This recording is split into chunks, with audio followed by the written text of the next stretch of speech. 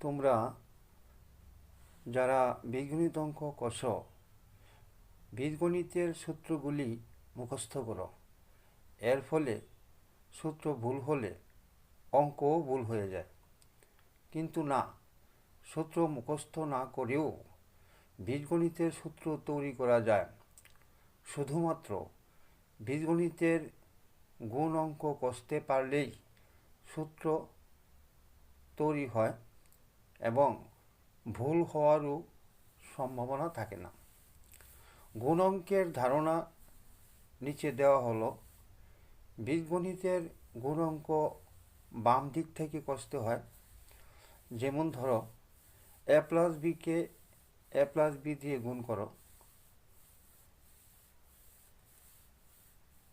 প্রথমে এ দিয়ে সবটাকে গুণ করো,